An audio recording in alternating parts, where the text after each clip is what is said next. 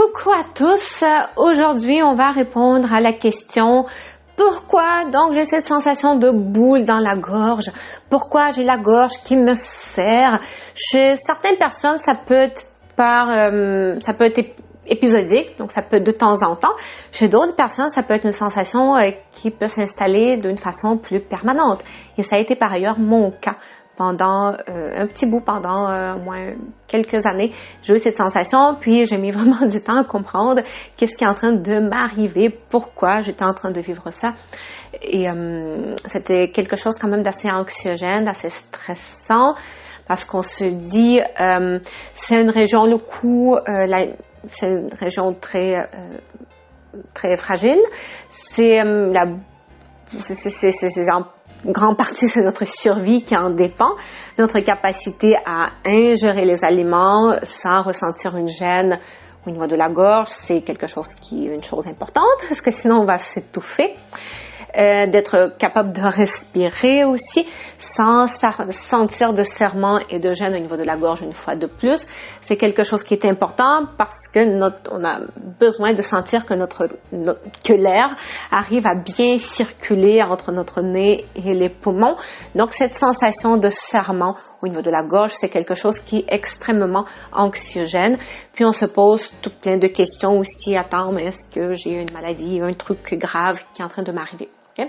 Finalement, heureusement, c'était pas quelque chose de très grave, en tout cas pas au stade où quand je l'ai découvert, mais peut-être si j'avais pas remédié à la situation, puis si cette situation persistait pendant des années, pendant des dizaines d'années, peut-être c'est quelque chose qui pourrait mener justement à quelque chose d'un peu plus grave aussi dans le futur. Ok, donc sans plus tarder, je vous explique pourquoi ça peut nous arriver cette sensation de boule dans la gorge. Et la raison, c'est le fascia. Okay? Le fascia, les connexions myofasciales et les chaînes myofasciales, mais avant tout le fascia. Et je n'ai pas trouvé de meilleur mot que Isabelle Échalier, qui a fait un petit livre qui s'intitule La fasciathérapie, une nouvelle méthode pour le bien-être, voilà. Et je trouvais que c'est juste tellement bien écrit que j'ai envie de vous lire ce petit extrait, puis ensuite on va en rediscuter encore un petit peu plus par rapport à tout ça. Donc, ce que je voulais vous lire au sujet des fascias. Les fascias sont particulièrement sensibles à tout élément perturbateur, tel qu'un choc physique ou psychologique, une opération chirurgicale ou une atteinte virale, un stress émotionnel ou psychosocial ou encore une activité physique très intense. Leur consistance souple des fascias ou du fascia, élastique et fluide, devient dur, rigide et tendu. Ils réagissent un peu à la façon d'un escargot à qui l'on touche une corne et se rétracte complètement.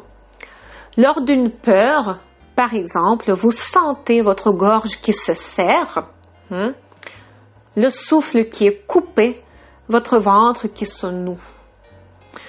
Ce sont certains de vos fascias qui se crispent et créent au fil du temps des nœuds, des blocages et des restrictions qui perturbent le rythme et le fonctionnement des structures qu'ils recouvrent, voire compriment les nerfs ou les artères qui les traversent.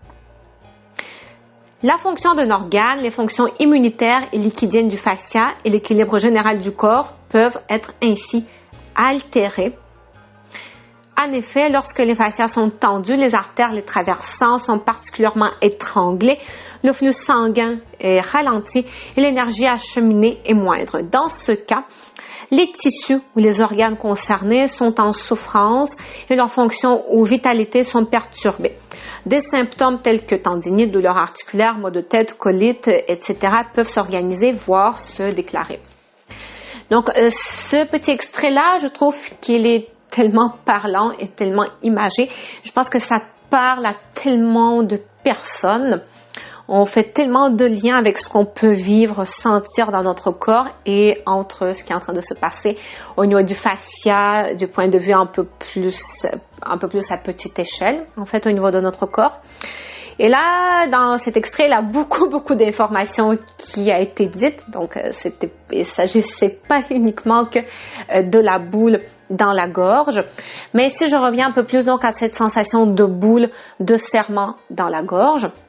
Donc, quand on est en présence de plusieurs facteurs perturbateurs que je vous ai énumérés un peu plus tôt dans cet extrait, donc le stress, intervention chirurgicale, toutes ces situations-là, le fascia se crispe. Donc, le fascia, c'est ce tissu qui relie tout dans notre corps, qui relie. Donc là, dans cet extrait, ça parlait des fascias, de plusieurs fascias, mais en fait, le fascia, c'est même un truc qui connecte tout dans notre corps. Okay?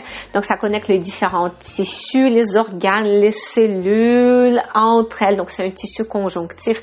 Et il ne joue pas uniquement le rôle de simple colle. Donc, son but, oui, c'est de tout garder en place, de s'assurer qu'on n'est pas en train de tomber en morceaux. Mais c'est le fascia qui assure aussi la bonne communication fluide entre les différentes parties de notre corps. Et donc, en situation de perturbateurs, que je vous ai énuméré plus tôt, le fascia se crispe. Le fascia qui normalement est supposé d'être tout fluide, bien...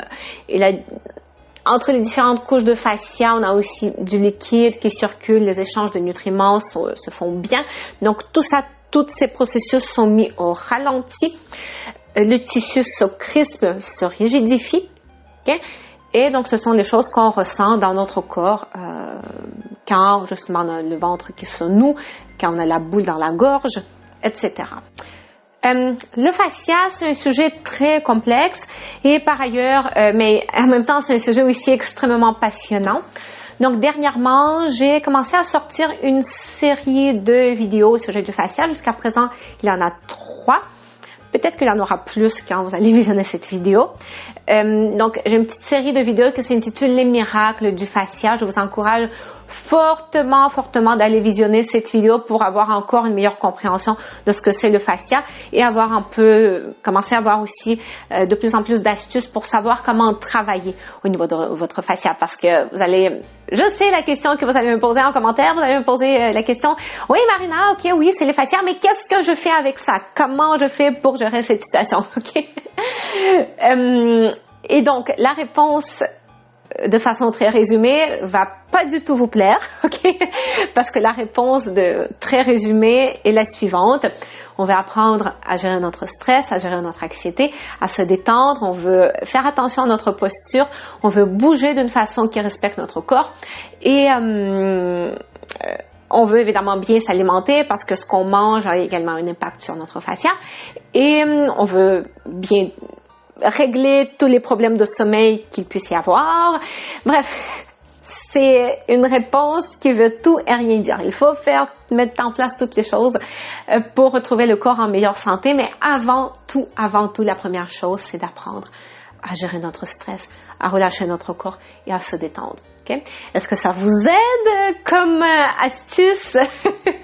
J'ai l'impression que peut-être pas tant que ça. Okay? Donc, c'est pour ça que j'ai ma chaîne YouTube avec plus de 250 vidéos. C'est pour ça que j'ai ma page Facebook avec des centaines de publications au sujet de comment, avec des astuces concrètes, des suggestions concrètes, des exercices concrets pour prendre soin de notre corps tout en le respectant. C'est pour ça que j'ai mon groupe Facebook dans lequel je fais des diffusions en direct de façon assez régulière. Donc là, on a plusieurs dizaines de diffusions en direct disponibles en replay actuellement. Donc, c'est pour ça que je mets à votre disposition toutes ces ressources pour partager avec vous des informations et des astuces qui, petit à petit, vous aideront à apprendre à gérer votre stress, à relâcher votre corps, à bouger d'une façon qui respecte votre corps, etc. Okay?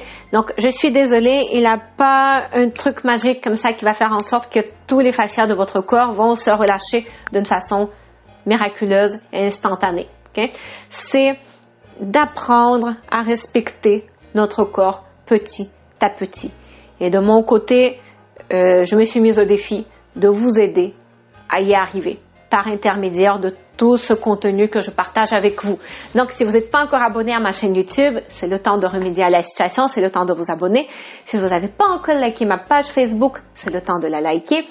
Si vous êtes pas encore dans mon groupe Facebook Améliorer la posture grâce au yoga et autres techniques, c'est le temps de rejoindre mon groupe. Vous avez tous les liens sous la vidéo en description. Et si vous sentez que vous avez besoin de plus d'aide ou si vous n'avez pas à votre disposition des centaines d'heures pour essayer de comprendre toutes ces choses par vous-même, mais dans ce cas, réservez votre session offerte avec moi. Je me réapproprie ma posture. Et là, moi qui a quand même beaucoup de connaissances sur le sujet, je vais plus pouvoir vous guider par rapport à votre corps, à vous. Pour vous, plus spécifiquement, par quoi il faut commencer? Vous, quelle est votre posture? Comment votre posture peut avoir un impact justement sur les tensions et les crispations qui peuvent être présentes au niveau de votre facial. OK?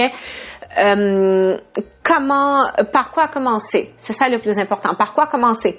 Parce que je comprends que quand vous êtes sur ma chaîne YouTube avec 250 vidéos, il y a beaucoup de contenu certaines vidéos qui sont adaptées à certaines personnes, d'autres vidéos qui sont adaptées à d'autres personnes, puisque on est là tellement de variété au niveau de différentes conditions de la santé qu'il puisse y avoir. Donc voilà, si vous avez pas, quand vous faites face à tout ça, puis vous vous dites « Oh mon Dieu, mais je vais jamais arriver à m'y retrouver », mais là, ça veut dire que c'est le temps de réserver votre session offerte avec moi. Je me réapproprie ma posture. Et là, je vais pouvoir vous guider plus concrètement par rapport à vous, de répondre à vos questions, de vous donner des recommandations. C'est une session qui ne vous engage pas de continuer à travailler avec moi par la suite. OK? Donc, le lien pour réserver cette session est également sous la vidéo en description. Voilà, donc c'est ce que j'ai eu envie de partager avec vous dans cette vidéo. Mettez un petit like, partagez la vidéo et on se revoit très bientôt.